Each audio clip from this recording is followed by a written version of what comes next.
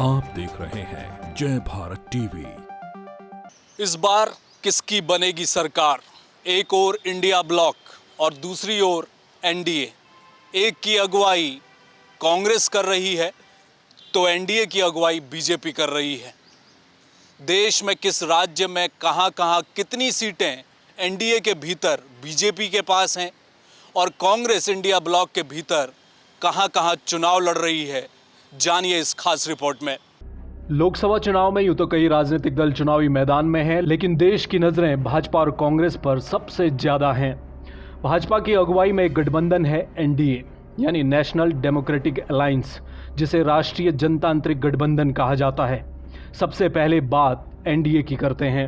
इस चुनाव में बीजेपी 543 में से 446 सीटों पर अपने दम पर चुनावी मैदान में उतरी है।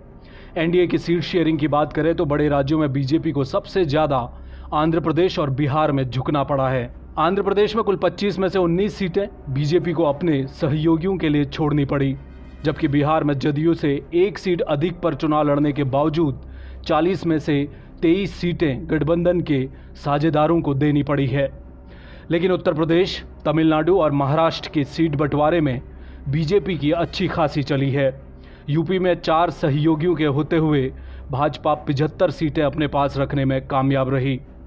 वहीं तमिलनाडु, महाराष्ट्र में दमदार सहयोगियों के होते हुए भी 60% तक सीटों पर अपने प्रत्याशी खड़े करने में कामयाब रही।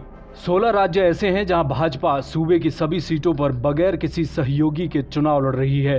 इनमें मध्य प्रदेश, छत्तीसगढ़, उत्तराखंड, पश्चिम बंगाल, ओडिशा, तेलंगाना, पंजाब, हरियाणा, हिमाचल प्रदेश, गुजरात, राजस्थान, गोवा, अरुणाचल प्रदेश, मिजोरम, सिक्किम और त्रिपुरा शामिल है।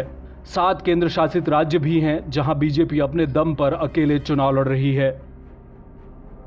अब बात इंडिया ब्लॉक की, यानी जिसे Indian national development inclusive alliance कहा जाता है, जिसकी अगुवाई कांग्रेस कर रही है। आज़ादी के बाद ये पहला ऐसा लोकसभा चुनाव है जब कांग्रेस महज 325 सीटों पर चुनाव लड़ रही है। कांग्रेस यूपी, बिहार, महाराष्ट्र, तमिलनाडु जैसे बड़े राज्यों में अपने सहयोगियों की सरपरस्ती में चुनाव लड़ रही है। कांग्रेस को यूपी में 80 में से 63 सीटें सपा को देनी पड़ी। बिहार में 40 में से 31 सीटें सहयोगी को देनी पड़ी और तमिलनाडु में 30 सीटें कांग्रेस को गठबंधन के सहयोगियों को देनी पड़ी हैं। लेकिन केरल में कांग्रेस 20 में से 16 सीटें अपने पास रखने में कामयाब रही। 12 राज्य ऐसे हैं जहां कांग्रेस अपने दम पर चुनाव लड़ रही है, जिसमें उत्तराखंड, छत्तीसगढ़, कर्नाटक, पंजाब, हिमाचल, गोवा, अरुणाचल, मणिपुर, मेघालय, मिजोरम, नागालैंड, सिक्किम शामिल हैं। केंद्र शासित राज्यों की बात करें तो दिल्ली में कांग्रेस आम आदमी पार्टी और जम्मू कश्मीर में नेशनल कॉन्फ्रेंस के साथ ताल ठोक रही है।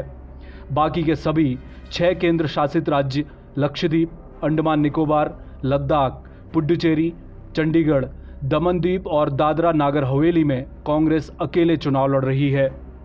यानी 15 राज्यों और 5 केंद्र शासित राज्यों में बीजेपी और कांग्रेस के बीच सीधी चुनावी लड़ाई है।